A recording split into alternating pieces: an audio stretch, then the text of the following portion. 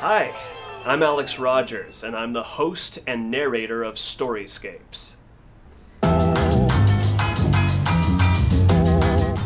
Well, Storyscapes is an immersive, sensorial audiobook experience. So you're essentially listening to an audiobook, as you may have done before, with my voice narrating a tale to you. But here's the difference. You also get a sound design. It's kind of how the title suggests, Storyscapes. It's stories and soundscapes put together. So let's say, as I narrate to you about a character opening a door, you're going to hear the creaking of that door opening. Let's say someone shoots someone, you're going to hear the firing of that gun. If you are in a meadow, you're going to hear the birds. If you're near a fire, you're going to hear the crackling of those flames.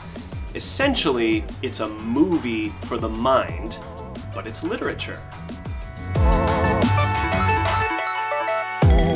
We here at Wild 7 are massive horror fans, and my producer Chris and I, when it comes to literature, we're big sci-fi buffs. So in general, for Storyscapes, we're looking for the scary, the weird, the wild, the wonderful. We're looking for sci-fi and horror. Now that said, we do like to switch it up. For example, last season we did Bret Hart's The Luck of Roaring Camp, which is an old Western tale. Just kind of a tragic little beautiful tale about settlers in a mining town. So we'll sometimes surprise you with that, or a nice little charming Christmas tale. We did The Gift of the Magi by O. Henry. That is not exactly scary or weird or wild, but it fits in the milieu of our tales.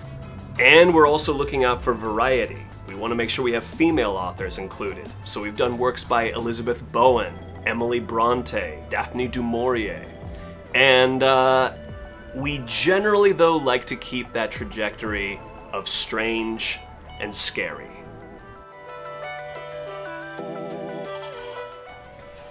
The authors that we choose for Storyscapes, they generally come from the 19th and 20th century, so they're household author names. Edgar Allan Poe, Ray Bradbury, Kurt Vonnegut. We also choose some international authors that have been well translated into English, such as Nikolai Gogol, Honoré de Balzac, Mary Shelley as well. We try to make sure that we have a variety of older voices. Storyscapes is for everybody, and I really do mean that. Do you have a pair of ears? Do you have an imagination? It's for you. Doesn't matter what generation you come from, how old you are, these stories are timeless. And by the way, for me personally, I'm hoping Storyscapes really finds a good audience with those who are, maybe shall we say, literature resistant. So here's what a Storyscapes workday looks like. We'll choose a story, and I usually look out for the voices first and foremost, because I know I'm going to be narrating it, and I'm going to be doing the character voices. I also look out for the fact of whether this narrator requires my own speaking voice, or if it's a character narrating the story, and it's a very precise kind of character, then I'm going to change my accent. Now, it helps if it's accents I can actually do, but we do like to kind of switch up the actual tone of what you're hearing, so it's not always a standard American voice that you're hearing right now. And so I go in there, and first I have to do my vocal warm-ups. It's very important, because you can't just come right out the gate. These are a lot of words we're reading right here, and we can't flub them up. So I do all kinds of vocal warm-ups, things like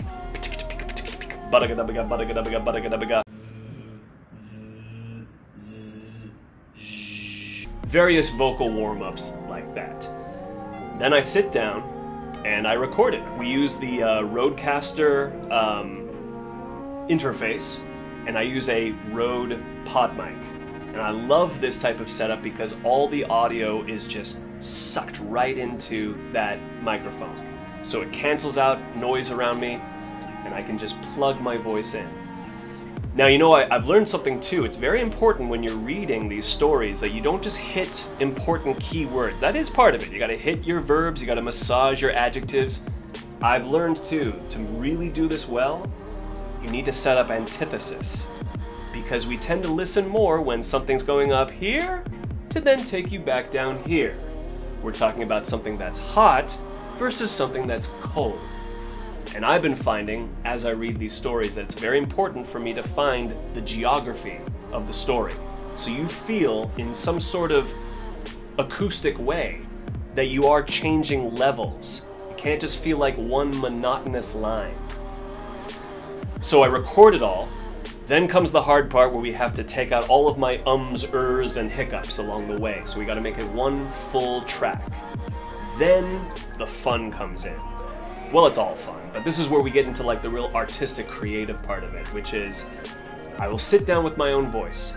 I will space it out, and then we start to implement sound effects. We start to implement music cues. And again, as described earlier, we want to make it sort of cinematic for the ears. And it's a long, grueling, pace-by-pace process, but I love it. It will sometimes take hours just to get one little part down, but it's because you are fine-combing it, you're fine-tuning it. I wouldn't choose any other speed to do this process. Once it's all done, we upload it to the interweb on any kind of platform that you very well may have on your phone right now. Spotify, Apple Podcasts, YouTube. We also are on Amazon Music. So we are spreading our wings.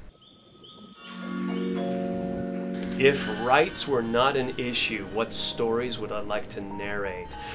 I mean, they're novels is what I'd want to do, and three come to mind. I love Philip K. Dick's Ubik.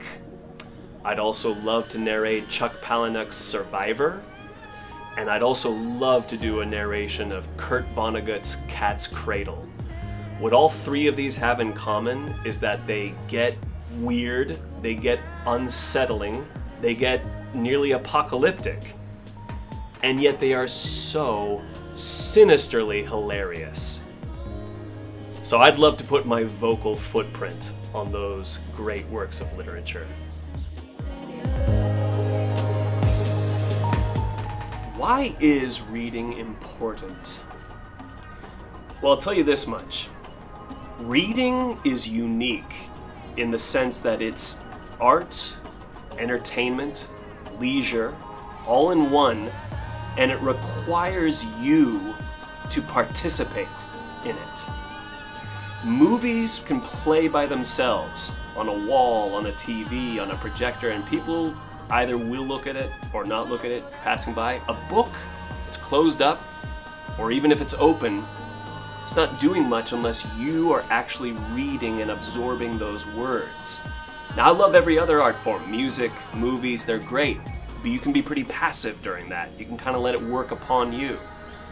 You know, some people complain if I ask them like, oh, have you read the book of this thing that has become an important movie? Have you read the source material? And sometimes I'll hear the answer, no, I'm not interested in reading that. Besides, why would I read something that I can easily watch now that it's on screen? Well, the thing about reading is that you actually are going to find yourself feeling what's going on there. Dare I say it, you might up your empathy.